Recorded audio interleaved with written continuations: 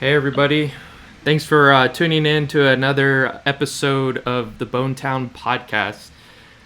Today's gonna be a cool episode. We got an LA takeover, and we got a homie from LA, Jose Jimenez, and great trombonist. And but first, I have an ad from our good homies at Gooseworks.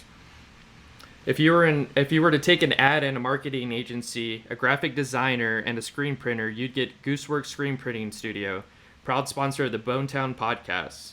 Gooseworks has been designing and printing for local Houston businesses and organizations for over 7 years. Located at 3511 Pinemont Drive, Unit C2 in the Oak Forest area. Gooseworks Screen Printing Studio. We deserve this quality level of quality. Sorry, I can't read. All right. So today we have, like I said, our homie from LA, Jose Jimenez.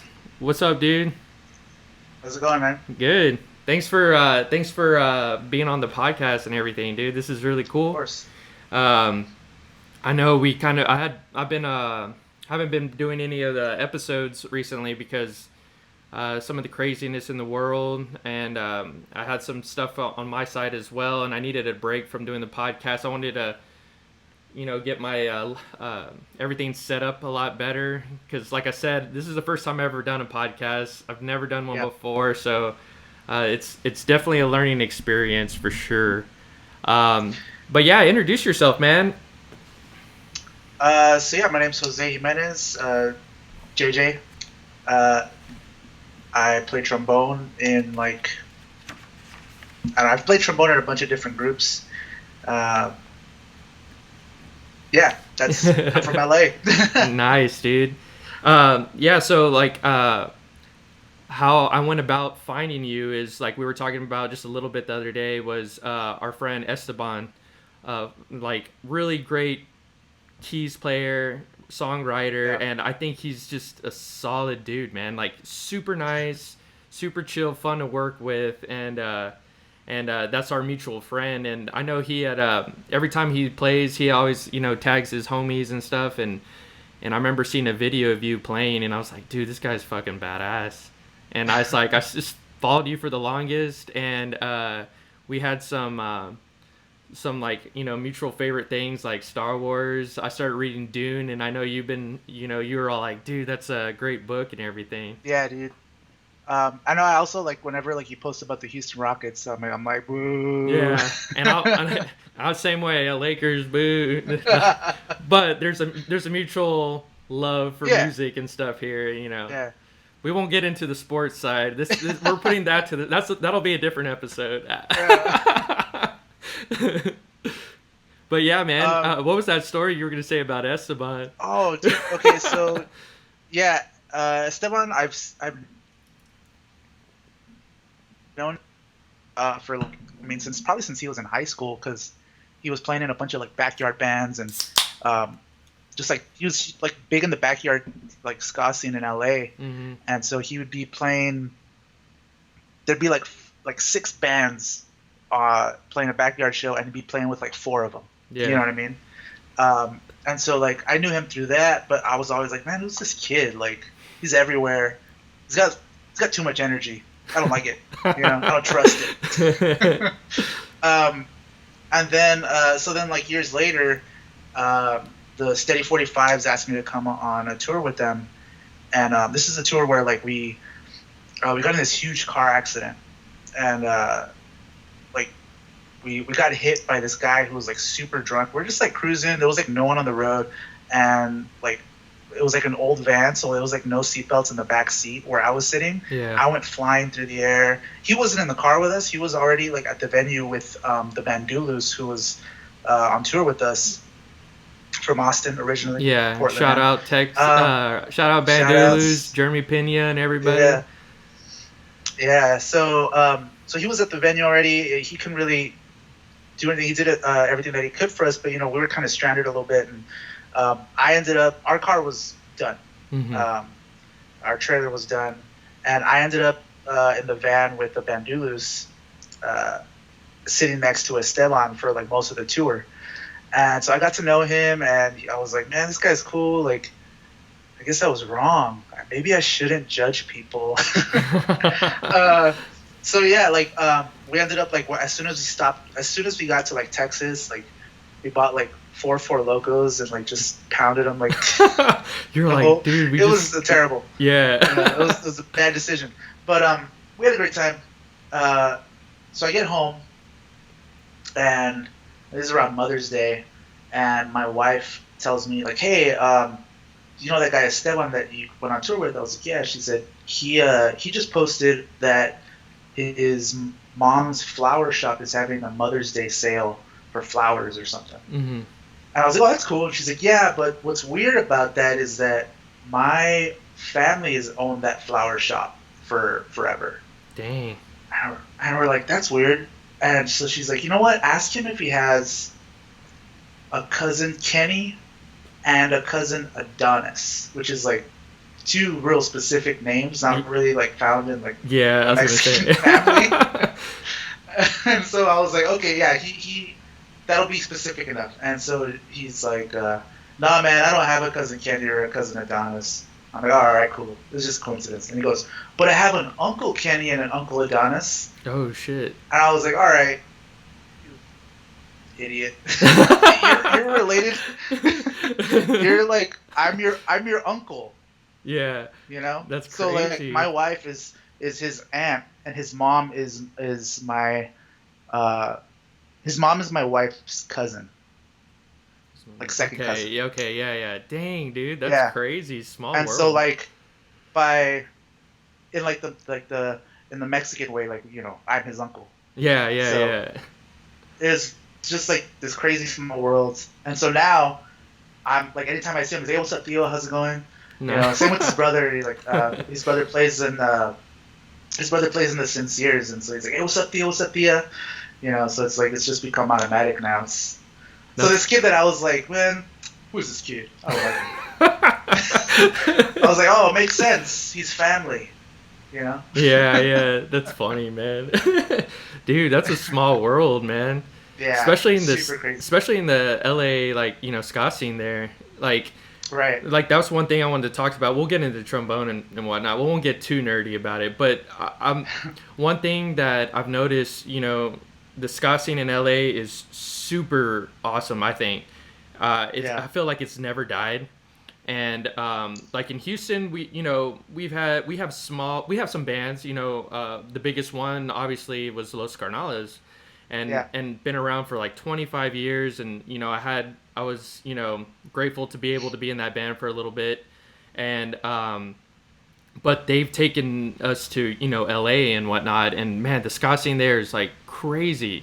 It's awesome. I like you were saying that, and I also saw a documentary somewhere on Netflix. I don't really remember the name of it, but yeah, like playing in backyards is like the thing. Oh, the East LA punk documentary. Yeah, super good, man. And I remember we got to play in someone's backyard when we were there, and they were just cooking, you know, fajitas and just like, you know, having tacos and stuff.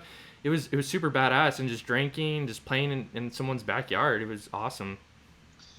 Yeah, I mean, there's so many, like the LA ska scene has so many different layers to it. There's like the backyard scene.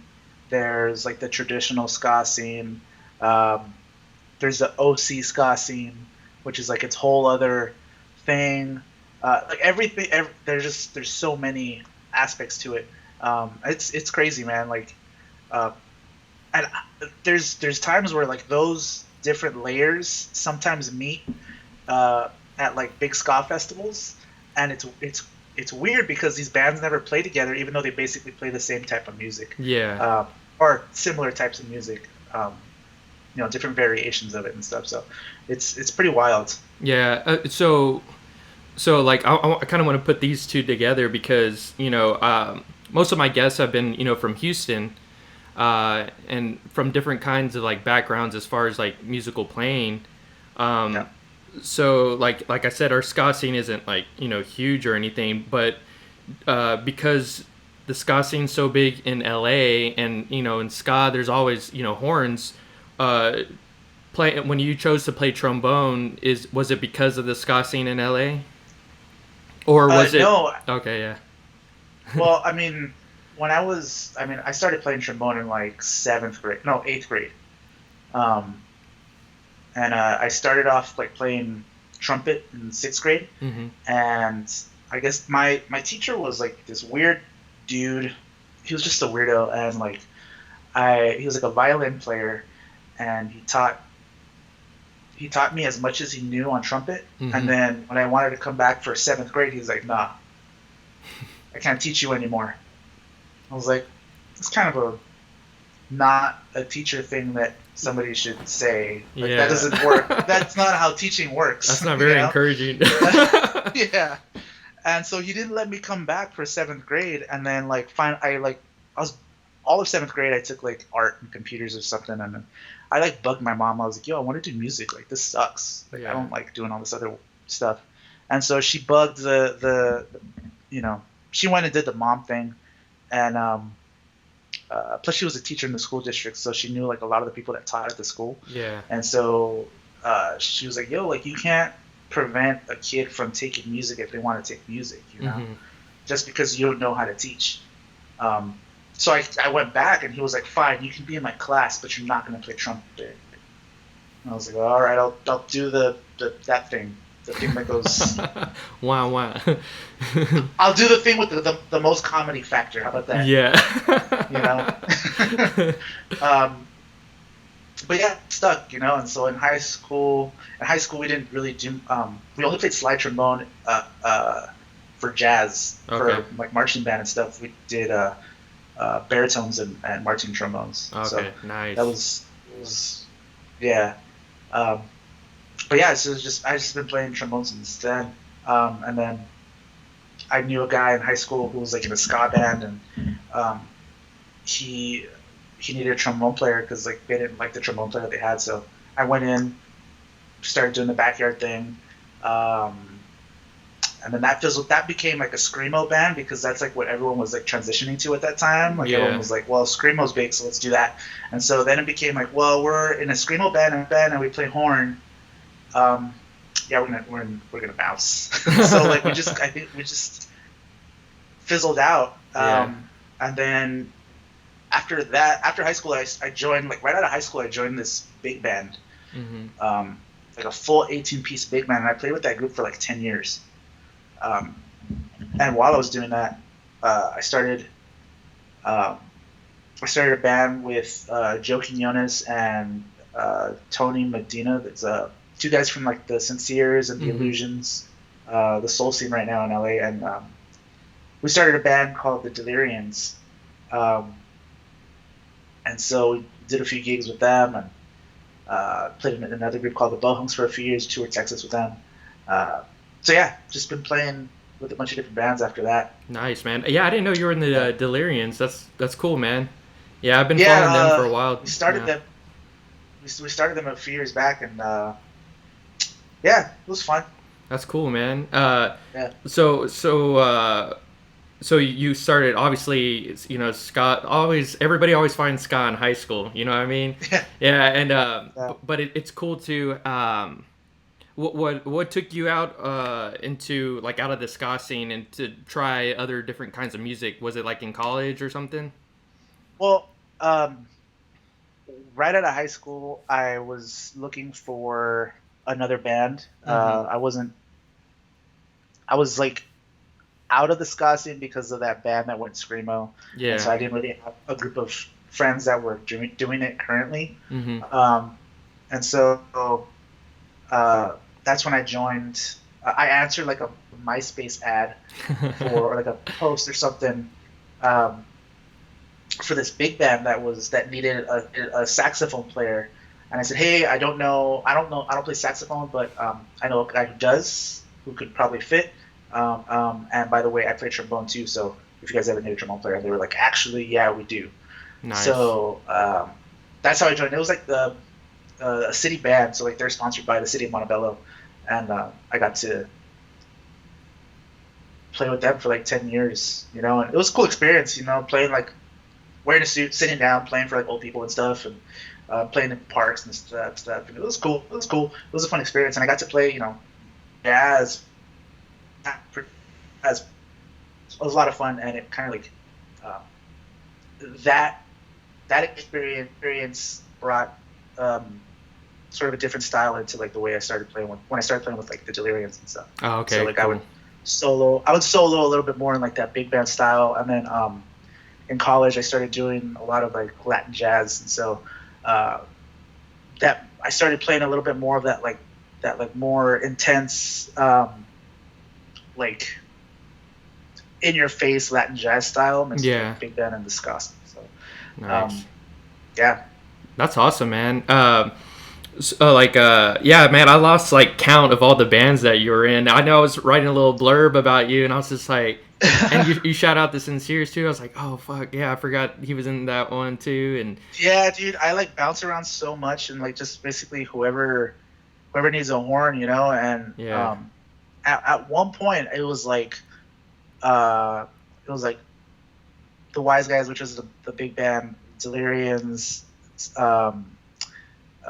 Bohunks, and then I was doing like Angel City Records had a house band that I was playing with, and then like I jumped over to like Western Standard Time. It's just like yeah.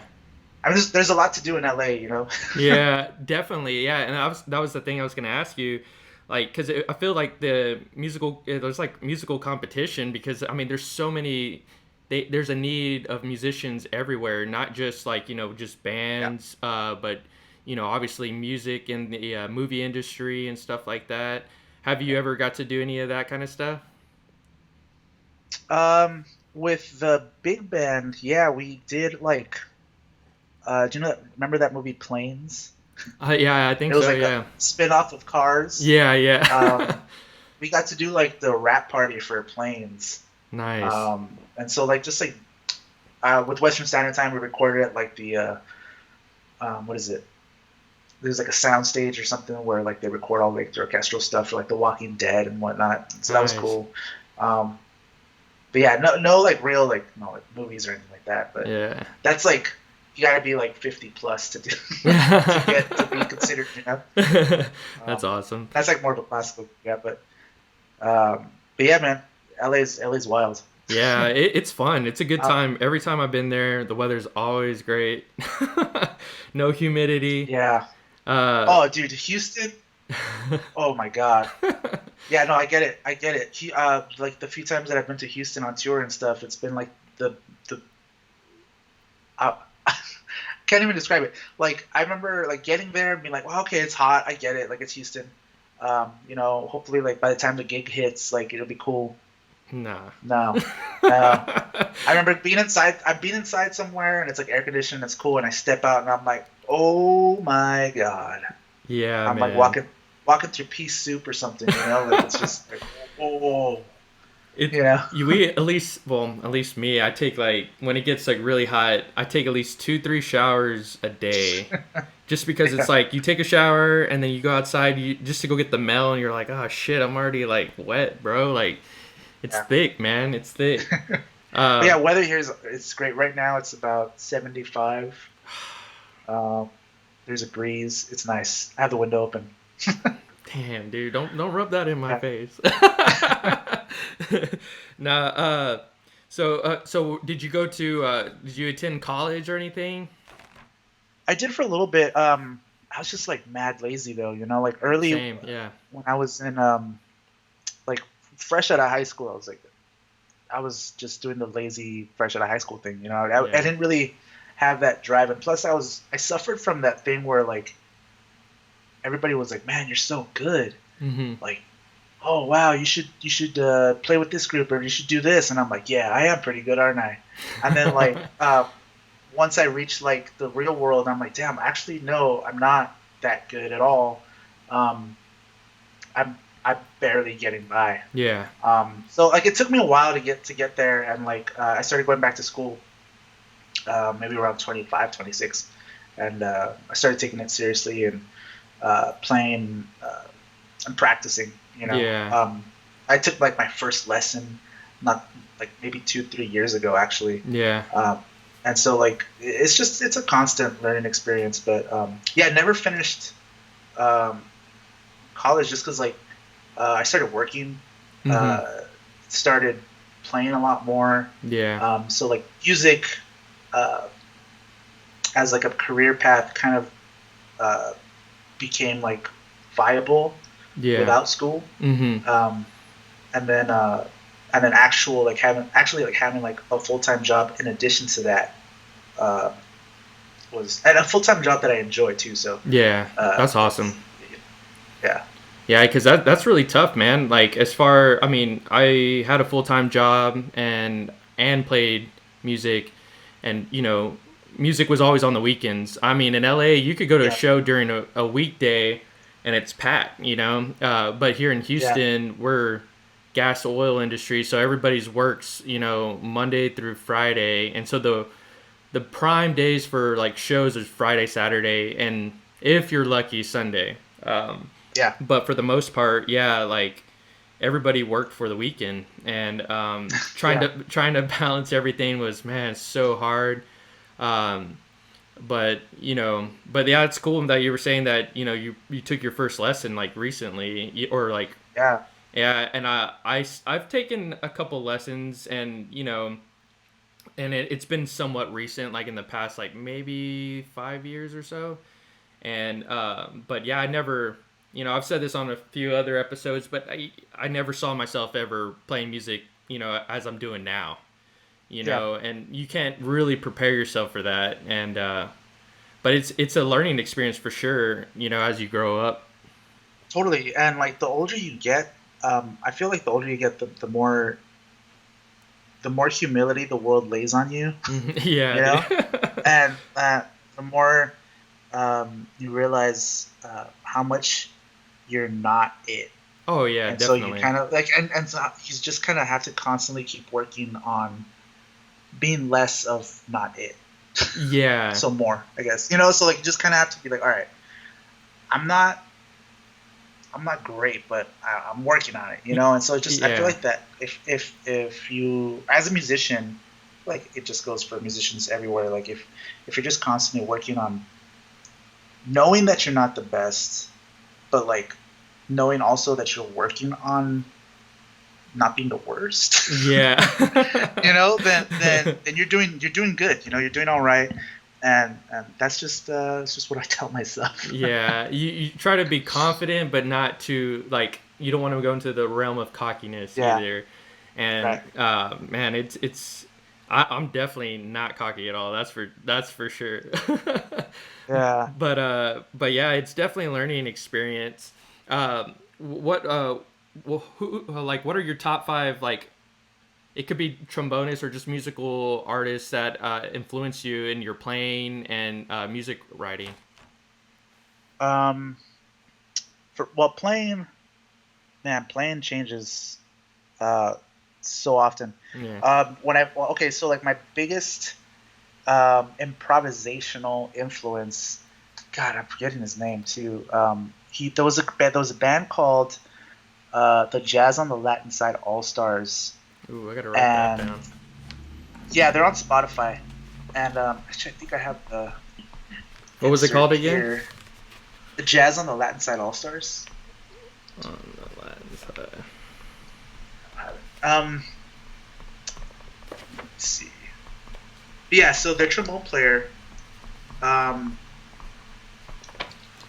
he just had this insane sound that I like instantly was like drawn towards, Mm-hmm. and like that was my main influence from like I would say age 17 to like 23.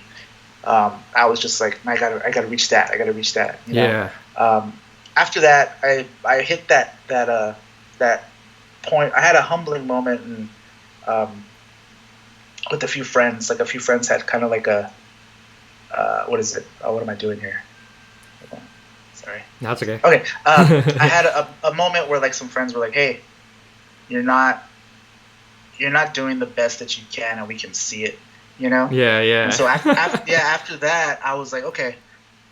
And so I started broadening my horizons and like kind of listening to different instrumentalists and stuff. So like, um, uh, saxophone players. I love to listen to saxophone players because it's like, all right, if I listen to like the one instrument that I'll probably never be able to sound like, I can probably get some pretty good licks. Yeah. And so yeah, like saxophone players, obviously like it's so um, cliche, but like Coltrane, Yeah. just like always has like the out there stuff, you know, that like people don't even like people still don't think about it like that, like you know, like soloing and stuff, Mm-hmm. especially live. So so he's another one. Um, there's a trumpet player that I really enjoy named Takuya Kuroda. And he has a really great album. I think it's called Zigzagger, or that's the song. I'm not sure, but yeah, he's great. Zigzag. And then there's, as far as like songwriting goes, probably one of my biggest influences is Leon Michaels. He's the L. Michaels Affair, so like he did like those like instrumental Wu-Tang albums, and he does a bunch of stuff. He did like a few tunes for the Chef album, and he works with like Jon Favreau. He has that Chef show. Mm-hmm. And I was watching that show and I was like, man, the music on this is just like fire, dude. Like all the background, like little transitionary songs are so freaking good. And I rewind it to like hear it because he's always using like boogaloo, like a trombone and stuff. So I was like, man, this is so sick. And then at the credits, it's like, oh, music by Leon Michaels, and I'm like, yeah, of course. Like that guy's badass. Yeah. So, that's awesome. Yeah, dude. So a lot of those guys mostly huge influences. In addition to trombone, I see that you play guitar as well. You do a little drumming too. I mean, because I saw I saw on your El Domingo, like I guess Instagram, when you were like recording music and stuff, you were doing most of it. Yeah. Yeah. So like, I mean, just like, I mean, being a music nerd, you know, you pick up everyone's instruments when they put them down, like during a break at rehearsal, you know. Yeah. So smoke like, break. at band practices, like people would put down their instruments, and I'd be like, hey, can I? They're like, yeah, just don't mess with my settings, you know. Yeah. Like don't mess with the clutch or my hi hat. I'm like, all right, cool, yeah, no problem. You know, so I'll go over and I'm just like boom, boom, boom, boom, boom, boom. You know, like, hey, how do you play that beat? Boom. So, picking up stuff like just by osmosis, you know, like I've learned, you know, guitar, bass, drums, piano. My first instrument actually was the accordion. Oh, badass, dude. All that stuff. So like I have like the experience of like playing keys. So that's there. But yeah, just picking stuff up like over time has been really useful, and like knowing how an instrument works and then like hearing something and being like, okay, I want to use that, and like knowing mechanically how it would work on a guitar or a piano or whatever is super useful, like especially when I'm writing and just practicing, you know. Yeah. Practicing like what you know, and like YouTube videos and things like that. So. How'd you pick up the accordion? Like, what's the story on that? Because the only reason I'm asking is because that's one instrument that I've always wanted to learn how to play. Yeah. When I was a kid, I'm pretty sure it was a scam, honestly. We got a phone call and they were like, oh, your child has been chosen to receive a scholarship to a music school. And so my mom was like, dope, he loves to play music. Mm-hmm. And so like she took me, and they're like, yeah, he gets free lessons, but you got to buy the only instrument that we teach here, which is the accordion. So like it was kind of like we were already there, and they were like, so yeah, just sign here, and then payments of this much or whatever. And I was like, please. She was like, all right, yeah. But if you're not practicing, like you're done. Yeah, you know? yeah. Do you still have an accordion somewhere? I have an accordion, but I let a friend borrow it because he's like, hey, I want to borrow it for my studio. Can I hold on to it? And I'm like, yeah. That's cool, man. Yeah, dude. I feel like accordion is like underappreciated sometimes. Oh yeah, totally. In fact, one of the one of the most like killer accordion performances I saw in Texas. There was like this ska band or like a punk band that had an accordion. Was it Um, a Piñata Protest? Or from San I don't Antonio? know, but yeah, San Antonio. Yeah, Yes, yeah, dude. Yeah, yeah, they're sick. I remember just watching them. I'm like, what is this? Like, this is killer, dude. Like, how, So yeah, they're a lot of fun. yeah, it's But funny that you say that because when I first met Los Carnales, I mean, I was in high school and I never heard of them. And they were, there's a music venue in Houston called Fitzgerald's, and there was like a upstairs and downstairs venue. And I was playing downstairs, and after I was done, upstairs was the Toasters and Los Carnales. And this is when Scarnalis was, they had their Pachuco Boogie lineup, so they had the accordion and yeah, stand-up bass. And I just remember going upstairs, and then I look at the stage, and I see them just fucking rocking out, and I see Roberto with his accordion, and I was just like, I've never seen anything like that. Like, I never would have thought to put punk rock and, accordion together. And I was just yeah, like, exactly the same thing with you. Like, what the fuck is this? This is badass, you know? yeah, Yeah, and yeah, yeah. Dude, it makes so much sense too, because like you know, it basically takes the place of a guitar, yeah, you know, yeah. and like it's mobile. Like you don't need that much equipment. You need the accordion and like a mic, Mm-hmm. and so it's like a pretty punk rock instrument if you think about it. You can like take it anywhere, and it's like an instant band. You got bass, you got guitar in there, and it's like it's awesome, dude. Yeah, it's pretty tight. A lot of the El Domingo stuff that you recorded, it's on SoundCloud, right?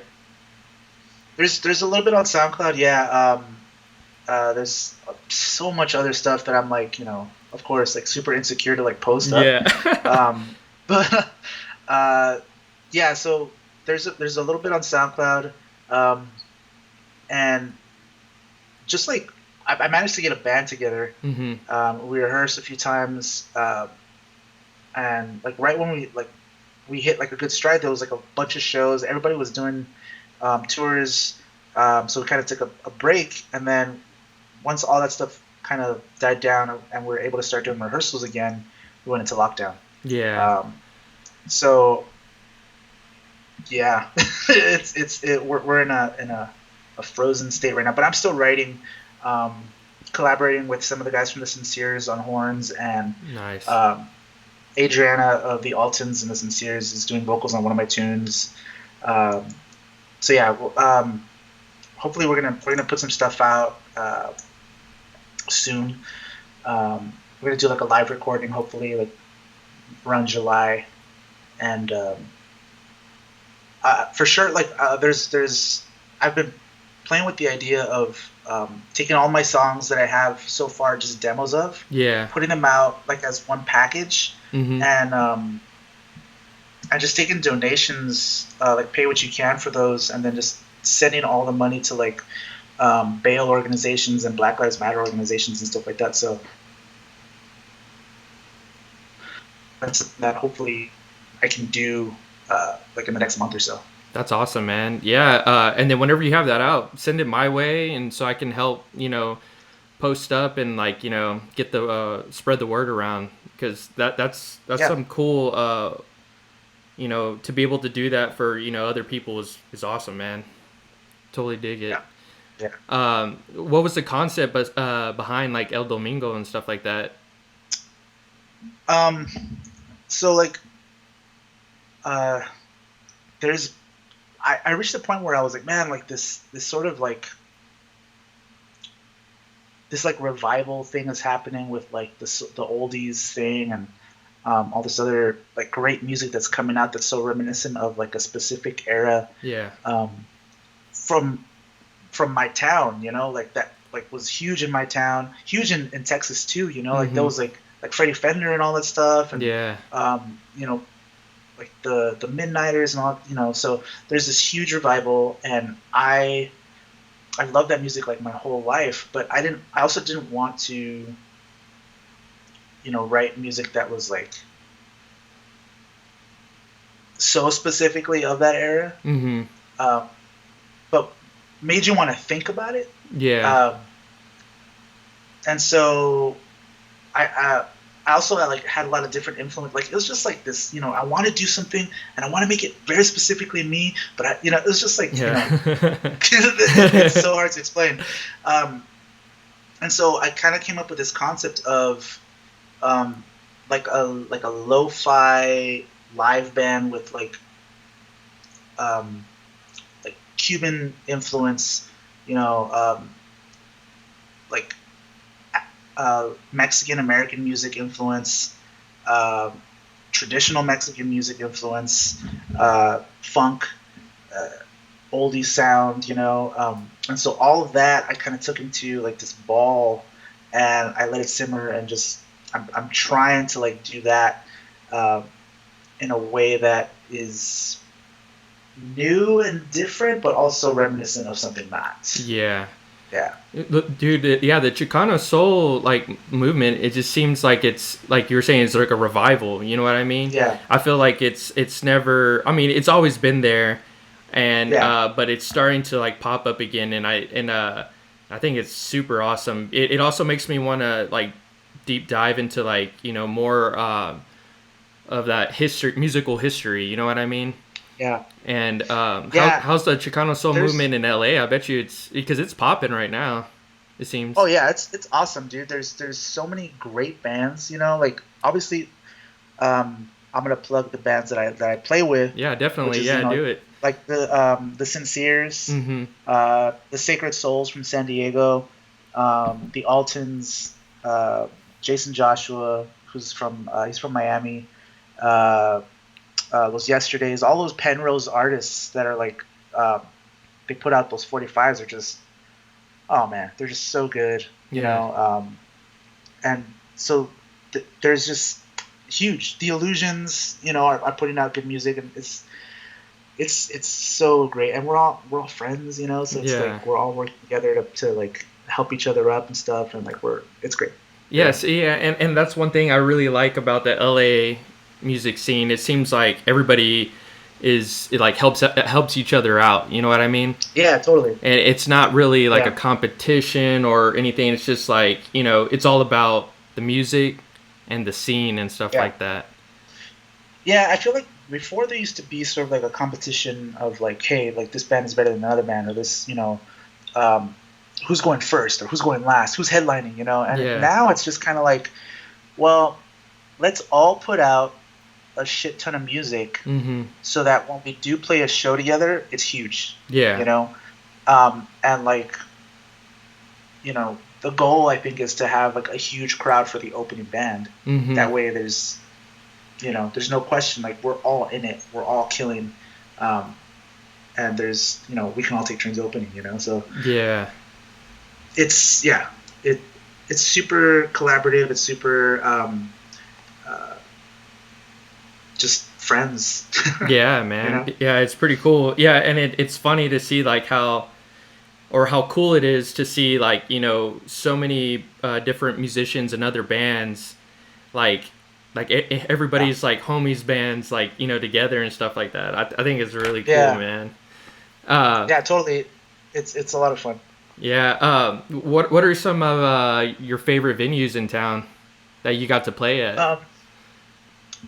There's a place that actually just last year opened up again, after like maybe 20 plus years of being closed. It was called the Paramount. Mm-hmm. It's in Boyle Heights. It's just like maybe a 5-minute drive from my house, and like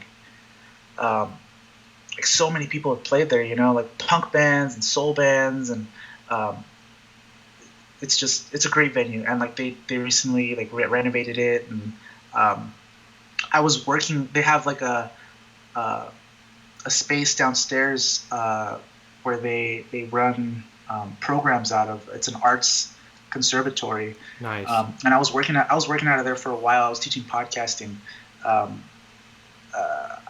of there, and it's a great space. It's being used for so many different purposes, and it's awesome. And the Sinceres and Altons, with a bunch of other bands, recently just did like a live performance there. Like for a Black Lives streaming, Matter. like a streaming thing. Yeah, and it was great. That's awesome, man. Have you done any streaming like shows anytime? No, I haven't. No, I haven't. Yeah, yeah. Yeah, Yeah. The suffers. I mean, we've been pretty good about like staying home and whatnot, but you yeah, know, it's just really hard to like you know,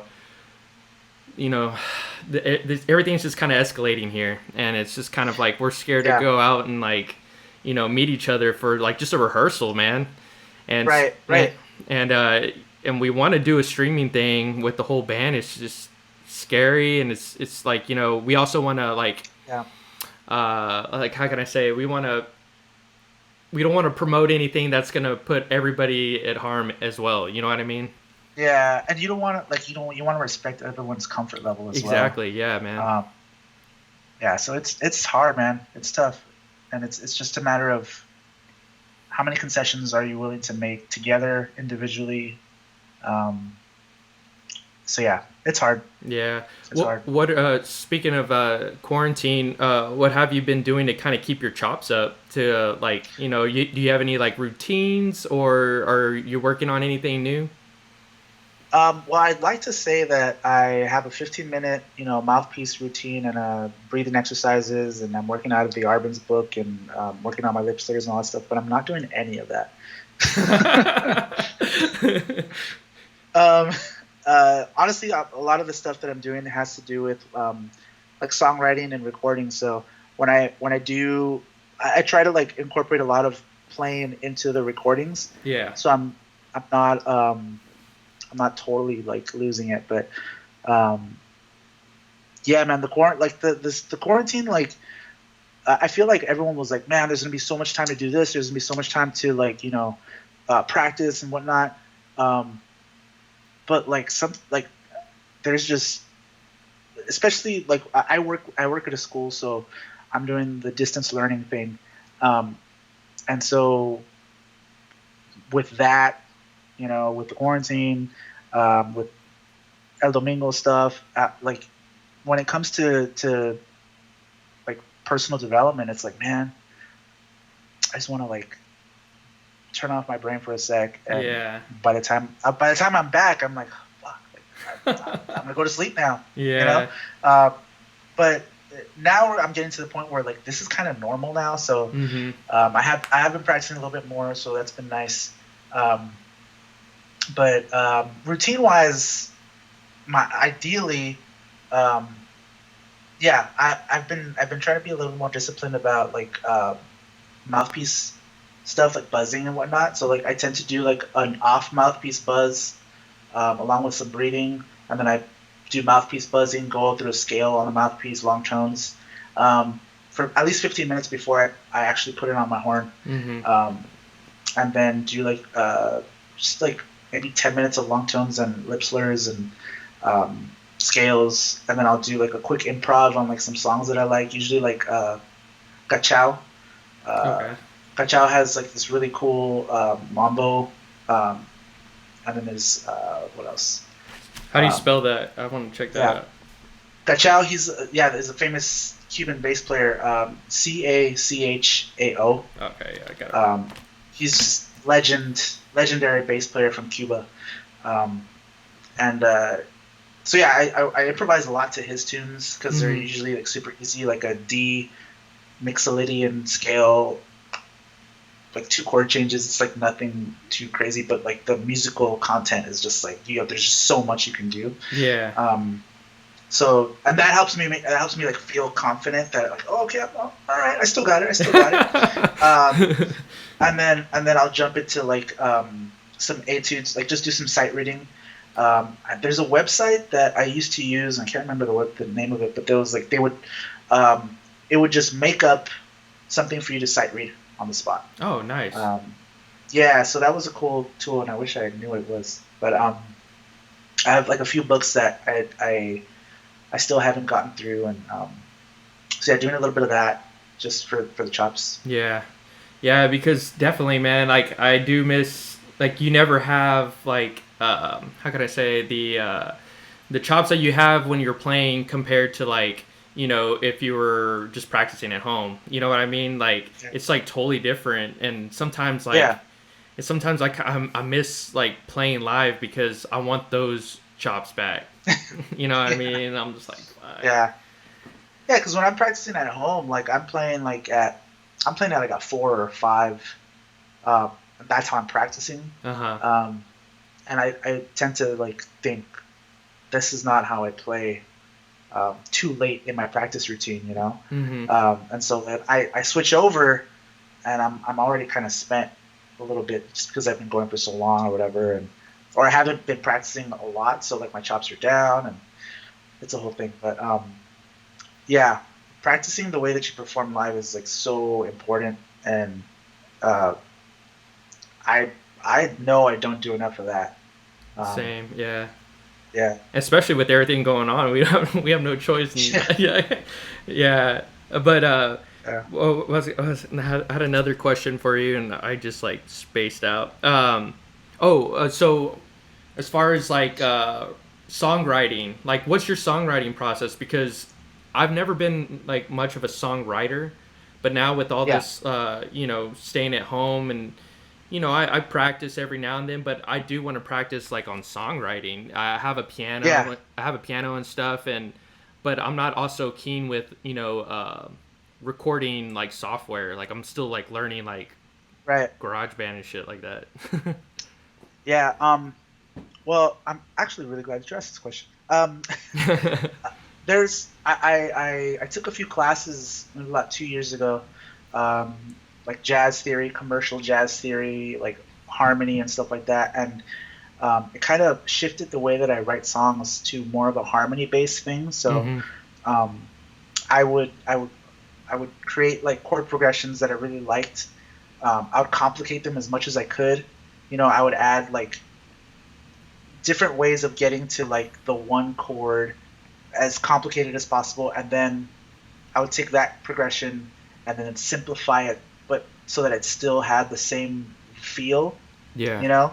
Um, and so I figured if I could take like something that sounded like really complex and jazzy and cool, and break it down to like 3 chords, Yeah. um, then that would work.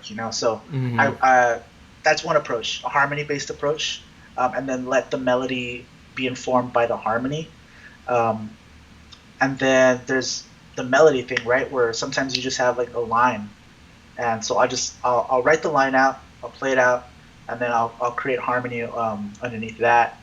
Uh, Once I have like my bass, I tend to honestly, I tend to like listen to a lot of music that I really enjoy, and I break down the structures of how those songs are written. Yeah. And so I'll listen to like a song, and I'm like, man, like I kind of want my song to sound like this and like this. So I'll break those two down, look at those structures. I'm like, all right, they got cool A, they repeat the B twice, they go to a C, and then they go back to the A, and they end on the B.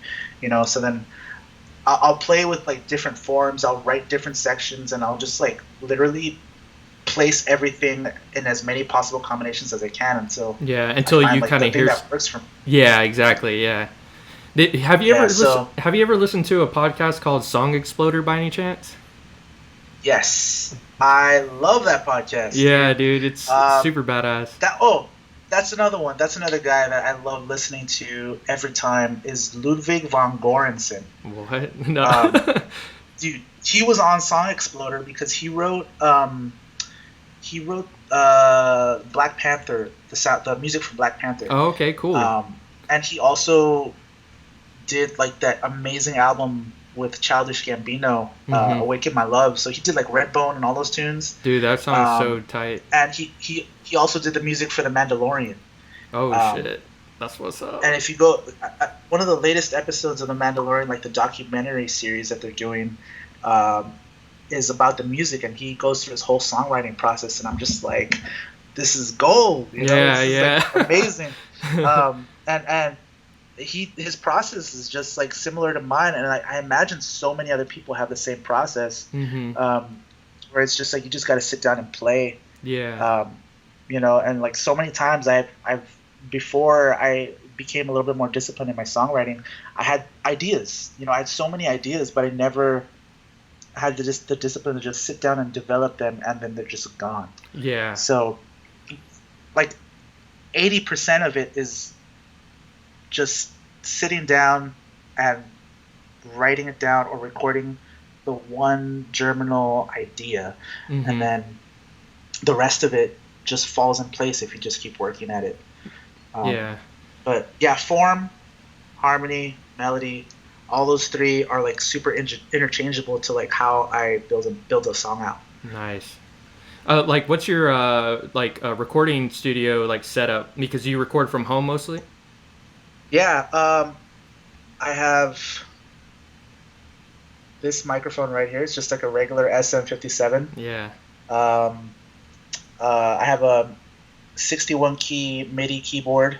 Nice. And I have just a basic input right here. Oh, interface. Yeah. Yeah, interface thing. Um, and that's about it, man. Nice, man. You know, just microphone placement. Yeah. So just experimenting. And I use I use two platforms. One is Studio One, which is like a recording software, or like a what is it called? I don't know what the actual name for it is. Like, there's like a specific name for like the recording programs. But I use Studio One, and then there's a web-based program that I like to use called Soundtrap. Mm-hmm. And it's really great for just getting down ideas, because it's like, I use it for teaching, and so like it's really kid friendly, but it can also be pretty complicated as far as like effects and things like that. And visually, it's a really nice way of laying things out. Nice. And it's collaborative too. So like, if I have a song that I'm working on, I can invite someone else onto it, and they can make changes to it, Mm-hmm. and add stuff to it just over the internet. So it's a really, really great way of Kind of like a cloud-based document, kind of like Google exactly Docs or something like that. That's exactly what it is. Yeah. That's badass, man. And the sounds and like the MIDI instruments are super solid. I haven't been disappointed, and you can like manipulate them to make them to sound just however you want. It's been great. So like a lot of the songs that I have up on SoundCloud, I wrote on there and recorded on there before I even had like like actual instruments that I was working on. So a lot of that stuff is like MIDI that I just like messed with, you know. Nice. Yeah, because like I've always just wanted to like, try to about like writing songs. Like I said, like I've never written a song. I've written lyrics and stuff for a song and whatnot as my contribution, to the song. Yeah. But with everything, everybody being home and stuff, I kind of just wanted to, I don't want the creative process to stop. You know what I mean? And and I've been learning a lot of new stuff, like the podcasting thing, dude. I've watched so many YouTubes on like how to do this, and you can kind of see the transition of things getting better. But yeah, I definitely want to step up my game, like writing music and stuff, and and I'm like slowly like trying to get some like equipment, suffers. We have like a bunch of microphones that I could probably like borrow. I just need one. It's nothing crazy. Yeah, that's really all you need. Yeah. Yeah, and see, that's the thing too. Like, I also want to be able to like let people know, like, yeah, it's not that hard to like be able to record at home and stuff like that. Like, it can be simple. There's just so many different ways of doing it, Yeah. But Totally. well, I think it's about that time, man. So JJ, right? Like, I don't want to say. Oh, Yeah. Okay. Cool. Yeah, because I just kept calling you Jose, and I was like, damn, I meant to ask you. Like, It's all good. Yeah. Well, I just wanted to say thanks again for coming on here, man. We'll definitely have to do this soon. Yeah. But before I let you leave, what else outside of music have you been doing to kind of like keep sane from the pandemic and stuff like that?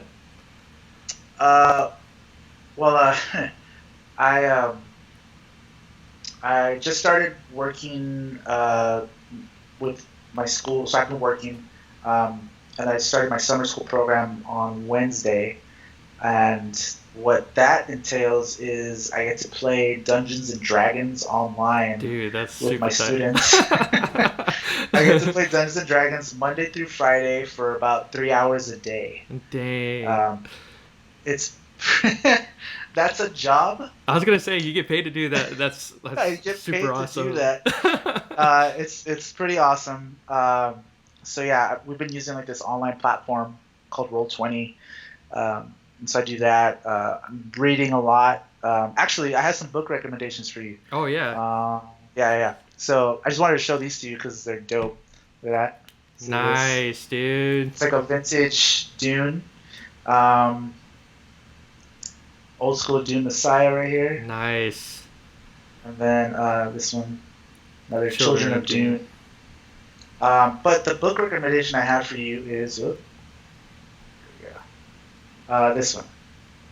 The 3-body. It's called The Three-Body Problem. Okay, I'm gonna write this down.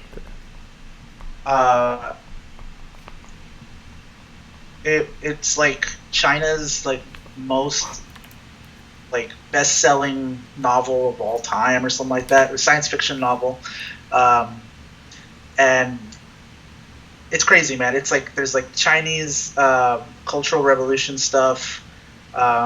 There's aliens and like it's wild. It's just one of the craziest novels I've ever read. Like period. You know? Yeah. And there's 2 more books in the series that take place like so many years after each one, and it's just every single book in the series is like kind of like a mind blower. They just keep taking it to the next level as far as like visions of like what the future holds and things like that. So that's awesome, man. That's an amazing book. So yeah, I've just been reading, playing D&D with students, playing D&D with friends online. And I see you play in Animal Crossing. Yeah. Yeah, bro. My wife and I have an island that we're working on. It's pretty fun. Nice. It's honestly, dude, it's like super relaxing. It is. You know, I have like, I have the iOS version. It doesn't let you do as like so many customizable things like you can on the Switch. But yeah, to me it's relaxing, and I'm trying to convince my wife to get the actual Switch if I can find one because they're sold out everywhere. Yeah. No, yeah, you got to get it, dude. It's so fun. It's so chill. Like sometimes like we'll have just a mentally draining day. Like she works at the same school that I do, and she's an art teacher. She's actually teaching in the next room right now. She's giving art lessons, and so sometimes like the kids are just like too much, and we'll just be sitting there on the couch like, Jesus fuck, what the fuck was today? And I'll look over and I'm like, I'll make a drink. Let's jump over to the island and let's just chill out. Nice. Let's go pick some fruit. Yeah, dude. Let's bully some villagers. Yeah, dude. That's awesome, man. Let's go hit that one villager with the net over and over. My wife, she's a big fan of Ellen, and I guess one of her, the guy she has on, I cannot remember his name, super funny guy, and on Ellen, it was him, and I guess one of her producers, they were playing Animal Crossing, and and I think that really got my wife like, oh man, I kind of want to play the console version now, and I was like, yes. Dude. Yeah, and then there's also like that guy Gary Whitta, and he I think he like co-wrote Rogue One and a bunch of other stuff. He has a Animal Crossing talk show that he does like from his island. Oh wow! And he had like Danny Trejo, what's that guy Frodo, Elijah Wood. Oh yeah. He had T-Pain on. That's so like, yeah, like he has this whole show that he produces that's like it's just their characters on the island. It's awesome. That is sweet. Yeah. But yeah, man, that's pretty. Yeah, video games, D&D, books, and writing music. Nice, man. Well, well, I'm glad that you and your wife are doing well, and I'm glad that you're keeping sane and productive at the same time. And Trying to. and this was like seriously, man. Like I've been wanting to like talk to you for the longest, and I'm glad that we're finally able to do it, and Yeah, dude. finally good to like hang out and chat and stuff like that. But yeah, we'll have to do this again, like outside of the podcast for sure, man. Dude, I mean, like once there's a vaccine, Yeah. and tours are able to resume, and you guys come to LA, we'll have a barbecue. Yeah, dude, for real. That'd be Yeah. great, man. Would love to do that. Well, cool, Yeah. man. Well, I appreciate Um, it. Oh, go ahead. I do want to say something because I don't want to go this whole podcast without mentioning. Yeah, go ahead, man. Uh, the only reason I think that both you and I get to play the music that we do, Mm-hmm. um, is because it was created by amazing Black people, Definitely, man. you know, 100%. Yeah. and I just, for everyone that's listening, if you're a musician and um, you don't support the Black Lives Matter movement, like you can just go ahead and put your instrument down and walk away Yeah. because you owe everything to them. I owe everything to them. But the only reason I get to speak my heart, my truth, Mm-hmm. is because they did it first, and they taught me how to do it. Exactly, man. So we owe so much to them, and the bare minimum that we can do is to support everything that's going on right now, and we need to do more. So I implore everyone to donate, to create art, to get out there and just start doing more. Yeah, Yeah. definitely, man. And I agree with you 100%. And I want to put up some links to some websites that you can help support and stuff in the YouTube link and Instagram as well, because yeah, if it wasn't for them, we wouldn't be able to do this as a living and enjoying it. You know what I mean? Yeah, Yeah. yeah. Even I mean, and apparently too, recently, classical music as well. Yeah, man. Beethoven. Yeah, exactly, dude. Beethoven was Black, dude. Like that's why he slaps. That's why he slaps. Yeah. Yeah. So, but seriously, yeah. Black Lives Matter and the music they created just powers the world. So Yeah, man. Definitely. Beautiful. Like, I love that, man. Thanks for saying that, because honestly, like, I didn't know how to bring it up. And I'm glad you brought it up, because I think I didn't know how to say stuff like how I really feel inside without going Yeah. on a tangent. And I think the way you said it was beautiful, man. And I appreciate you, saying it. no problem, man. Well, And cool. I mean, it's hard. It's hard when you're a host. Yeah. I get it. So Yeah, man. Well, I appreciate it, bro. And yeah, man, let's link up again virtually and when everything's over with. And let's hang, bro. Like, Yeah. once I get my Animal Crossing, we doing this. We visiting Yeah, each man. other's islands and whatnot. And if you have any musical projects that you want me to like collaborate on, send my way, because Sure. it'll definitely help with me learning how to use all this like technology too, on how to record and stuff from home. Yeah, for sure, dude. There was one more thing. That was it. Cool, man. Well, Cool, man. Yeah. thanks for coming on, man. I really appreciate it. And until next time, thanks, JJ. Yeah, man. Have a good one. All right, you too, man. Later. All right. Hey, everybody. Thanks again for joining the podcast. That was JJ, Jose Jimenez from LA. Super cool hang. And that was the first time I ever got to talk to him. Like, I've been following him on the internet for a little bit, not stalking wise or anything, but just Instagram. But yeah, it was really cool to finally meet him and talk to him about music, trombone, and other stuff. For all the Suffers fans out there, we have some new merch. If you go to suffers.com/store, we have a couple new shirts out. We have some bandanas and some masks coming your way. And speaking of merch, I got one more ad from Gooseworks. Gooseworks, he's Gustavo is a really cool guy. He prints a bunch of stuff in Houston. He has his own apparel line, and he also does commercial stuff. So if you have a company and you need shirts, he prints them. But like I said, he has his own apparel too. He has these really cool swim trunks that I copped the other day. The Tejas Bandera swim trunks. They're pretty tight. But yeah, check it out at gooseworksart.com. Again, thank y'all for stopping in and checking it out, the podcast. Hope everybody's being safe out there, wearing their mask, and hopefully we'll